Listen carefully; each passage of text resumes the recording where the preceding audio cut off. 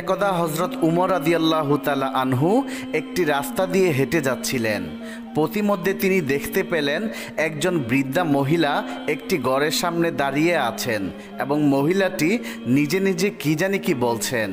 তখন হজরত উমর রাদিয়াল্লাহু তাআলা আনহু বৃদ্ধা মহিলাটির সামনে গিয়ে দাঁড়ালেন এবং বৃদ্ধা মহিলাকে জিজ্ঞেস করলেন, হে বুড়িমা, আপনি এখানে একা একা দাঁড়িয়ে নিজে নিজে কি বলছেন? তখন বৃদ্ধা মহিলাটি জবাব দিল, আমি কি বলছি সেই খবর জেনে তুমি কি করবা? আমার অনেক কষ্ট, সেই কষ্টের কথা তোমাকে বলে কি লাভ হবে?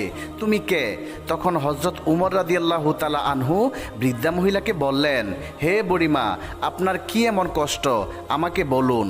তখন বৃদ্ধা মহিলাটি বলল, তোমাকে বলে কি হবে? তুমি আমার কষ্ট দূর করে দিতে পারবা?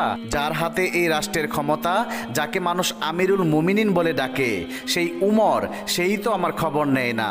সে এই রাষ্ট্রের প্রধান হয়ে আমি কি খাচ্ছি, কি পড়ছি, কিভাবে আমার দিনগুলা যাচ্ছে, তার কোনো খোঁজখবরই সে নিচ্ছে না।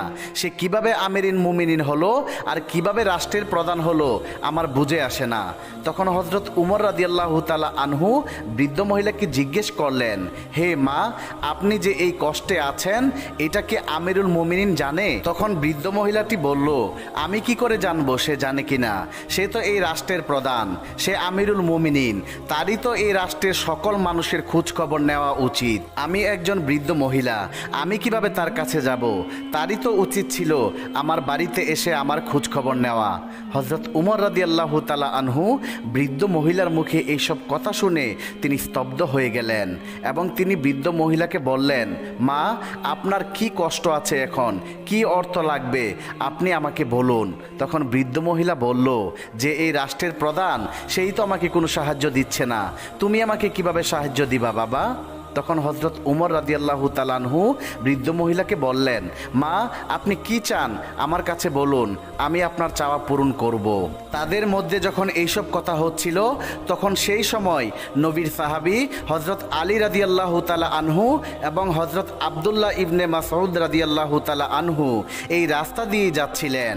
তখন হজরত আলী রাদিয়াল্লাহু তাআলা আনহু আমিরুল মুমিনিন হজরত উমর রাদিয়াল্লাহু তাআলা আনহুকে দেখে সালাম দিয়ে তার কাছে গিয়ে বললেন, ইয়া আমিরুল মুমিনিন, আপনি কেমন আছেন?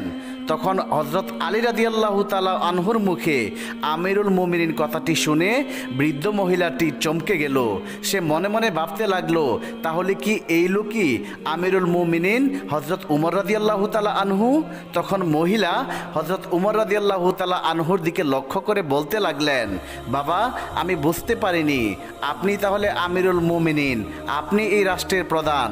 তখন হজরত উমর রাদিয়াল্লাহু তাআলা আনহু বললেন, হে বুড়িমা, আপনার কোনো দোষ নেই, আপনার কথায় আমি কিছু মনে করিনি, আমারই তো দোষ, আমি কেন এতদিন পর্যন্ত আপনার কোনো খোঁজখবর নিতে পারলাম না। তখন হজরত উমর রাদিয়াল্লাহু তাআলা আনহু তার সাথে থাকা কিছু দিরহাম বৃদ্ধ মহিলার হাতে তুলে দিয়ে বললেন, হে বুড়িমা, আজ থেকে আপনার আর কোনো দুঃখ করতে হবে না, আজ থেকে আপনি আর কোনো অর্থ কষ্টে ভুগতে হবে না, আমি উমর আপনার খোঁজখবর সব সময় নেব।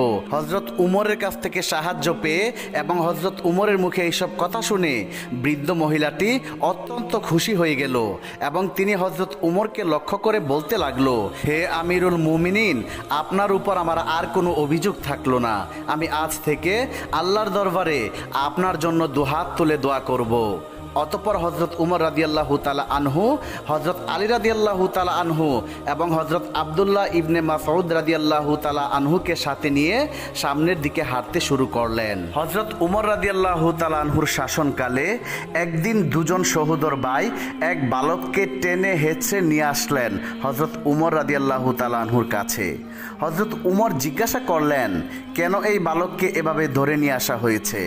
উত্তরে ওনারা বললেন, এই বালক আমাদের পিতাকে হত্যা করেছে। সাইয়্যিদিনা হজরত উমর রাদিয়াল্লাহু তাআলা আনহু তিনি বালককে বললেন, আপনি কি সত্যিই তাদের পিতাকে হত্যা করেছেন? বালকটি বললেন, হ্যাঁ, আমি এই কাজ করেছি, তবে তা ছিল দুর্ঘটনাবশত। আমার উট তাদের বাগানে ঢুকে পড়েছিল, তা দেখে তাদের পিতা একটি পাথর ছুঁড়ে মারল, যা উটের চোখে লাগে। আমি দেখতে পাই যে উটটি খুবই কষ্ট পাচ্ছে, যা দেখে আমার অনেক রাগ হয়ে যায় এবং অন্য একটি পাথর নিয়ে আমি তার দিকে ছুঁড়ে মারি। পাথরটি তার মাথায় লাগে এবং উনি মারা যান। সাইয়েদনা উমর তখন তাদের দুই ভাইকে জিজ্ঞাসা করলেন, আপনারা কি এই বালককে ক্ষমা করবেন? তখন দুই ভাই জবাব দিলেন, না, আমরা একে ক্ষমা করব না, আমরা আমার পিতার জানের বদলে এর জান চাই। সাইয়েদিনা উমর রাদিয়াল্লাহু তাআলা আনহু তখন বালকটির কাছে জানতে চাইলেন, আপনার কি কোনো শেষ ইচ্ছা আছে? বালকটি বললেন, আমার বাবা দুনিয়া থেকে বিদায় হওয়ার সময় আমার ছোট ভাইয়ের জন্য কিছু সম্পদ আমার কাছে রেখে যান, যা আমি এক জায়গায় লুকিয়ে রেখেছি। আমি 3 দিন সময় চাই যাতে আমি সেই জিনিসগুলো আমার ভাইকে দিয়ে আসতে পারি। হে আমিরুল মুমিনিন, আপনি আমাকে বিশ্বাস করুন। তখন হযরত উমর বললেন, আমি আপনাকে বিশ্বাস করতে পারি যদি একজন জামিন জোগাড় করতে পারেন, যিনি নিশ্চয়তা দেবেন যে আপনি ফিরে আসবেন। বালকটি দরবারের চারদিকে তাকালো। এত মানুষের মধ্যে কেউ তার জামিন হলো না। হঠাৎ দরবারের পেছন থেকে একটি হাত উঠল। কার হাত মোবারক ছিল এটি? বিশিষ্ট সাহাবী হযরত আবু যর গিফারি রাদিয়াল্লাহু তাআলা আনহুর। তিনি বললেন, আমি তার জামিন হব। জানার বিষয়, জামিন মানে হলো যদি বালকটি ফিরে না আসে তাহলে বালকের পরিবর্তে হযরত আবু যর গিফারি রাদিয়াল্লাহু তাআলা আনহুর শিরশ্ছেদ করা হবে। সুতরাং বালকটিকে ছেড়ে দেওয়া হলো। একদিন গিয়ে 2 দিন চলে গেল, কিন্তু বালকটি ফিরে আসলো না। তৃতীয় দিনে দুই ভাই হযরত আবু যর গিফারি রাদিয়াল্লাহু তাআলা আনহুর কাছে গেলেন। তখন আবু যর গিফারি বললেন, আমি মাগরিব পর্যন্ত অপেক্ষা করব। মাগরিবের কিছুক্ষণ আগে হযরত আবু যর গিফারি রাদিয়াল্লাহু তাআলা আনহু তিনি সাইয়্যিদিনা উমর রাদিয়াল্লাহু তাআলা আনহুর দরবার শরীফের দিকে রওনা করলেন। পবিত্র মদিনা শরীফের অধিবাসীগণ হযরত আবু যর গিফারি রাদিয়াল্লাহু তাআলা আনহুর পিছন পিছন যেতে লাগলেন। সবাই দেখতে চান কি ঘটে আজকে। সত্যি কি হযরত আবু যর গিফারি রাদিয়াল্লাহু তাআলা আনহুর ওই বালকের পরিবর্তে এত বড় শাস্তি কার্যকর করা হবে? চারদিকে পিন পতন নীরবতা। কি হতে চলেছে? হঠাৎ মাগরিবের আজানের কিছুক্ষণ আগে সেই বালক চিৎকার দিয়ে দৌড়ে এসে সেই স্থানে পৌঁছল। তাকে দেখে সাইয়্যিদিনা উমর বালকটিকে জিজ্ঞেস করলেন, হে বালক, আপনি কেন ফিরে এসেছেন? আমি তো আপনাকে আনার জন্য কোনো লোক পাঠাইনি। কোন জিনিসটা আপনাকে ফিরিয়ে আনলো? বালকটি বললেন, আমি চাই না যে কেউ একজন বলুক মুসলিম কথা দিয়েছিল কিন্তু সে তা রাখেনি, তাই আমি ফিরে এসেছি। সাইয়্যিদিনা হযরত উমর ফারুক রাদিয়াল্লাহু তাআলা আনহু তখন তিনি হযরত আবু যর গিফারি রাদিয়াল্লাহু তাআলা আনহুকে বললেন, আবু যর, আপনি কেন এই বালকের জামিন হলেন? হযরত আবু যর গিফারি রাদিয়াল্লাহু তাআলা আনহু বললেন, আমি দেখলাম একজন মুসলমানের সাহায্য প্রয়োজন। আমি চাই না যে কেউ বলুক একজন মুসলমানের সাহায্য প্রয়োজন ছিল কিন্তু কোনো মুসলমান তাকে সাহায্য করেনি।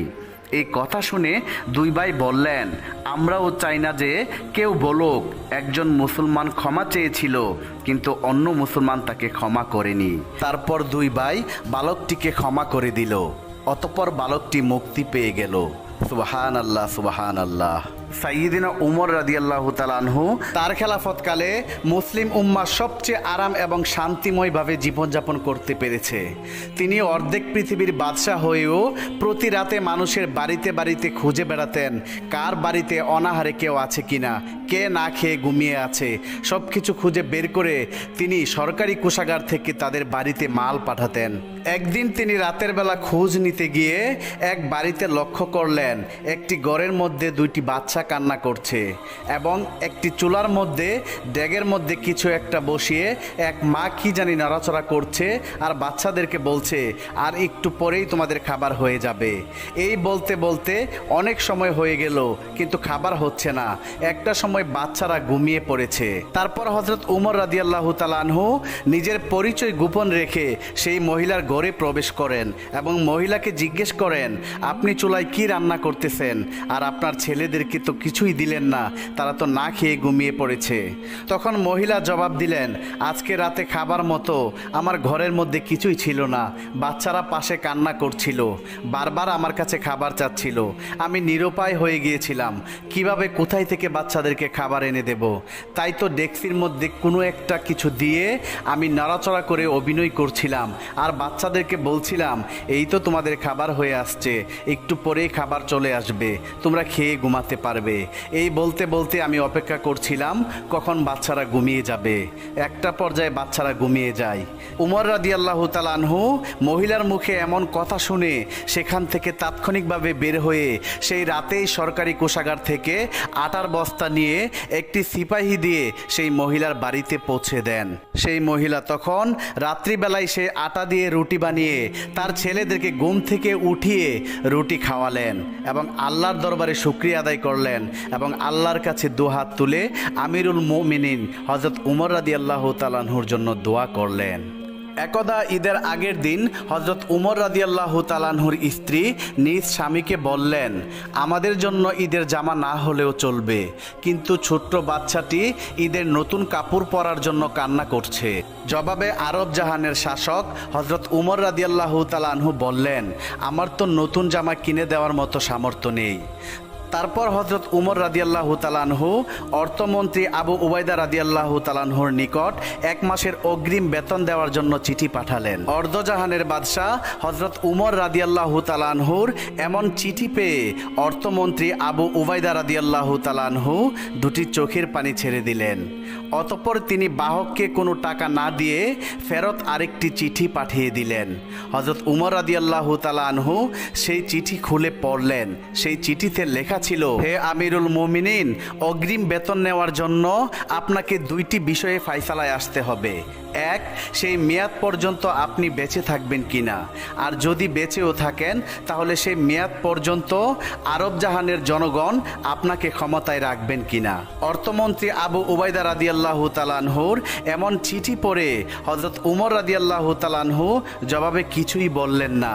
তিনি এত পরিমাণে কাঁদছিলেন যে চোখের পানিতে তার দাড়ি মুবারক ভিজে যাচ্ছিল এবং তিনি আল্লাহর দরবারে দুহাত তুলে দোয়া করলেন এমন যোগ্য একজন অর্থমন্ত্রী মিলিয়ে দেওয়ার জন্য। প্রিয় বন্ধুরা, এই ছিল আমাদের আজকের ভিডিওটি। আল্লাহ পাক রব্বুল আলামিন আমাদের সবাইকে হযরত উমর রাদিয়াল্লাহু তাআলা আনহুর মতো জীবন গঠন করার তৌফিক দান করুন। সকলেই কমেন্টে লিখুন আমিন। বন্ধুরা, আমাদের ভিডিওটি যদি আপনাদের কাছে ভালো লেগে থাকে তাহলে এখনই চ্যানেলটি সাবস্ক্রাইব করে পাশে থাকা বেল আইকনটি প্রেস করে দিন। তাহলে দেখা হবে আবার নতুন কোনো ভিডিওতে। সেই পর্যন্ত সবাই ভালো থাকুন, সুস্থ থাকুন। আল্লাহ হাফেজ।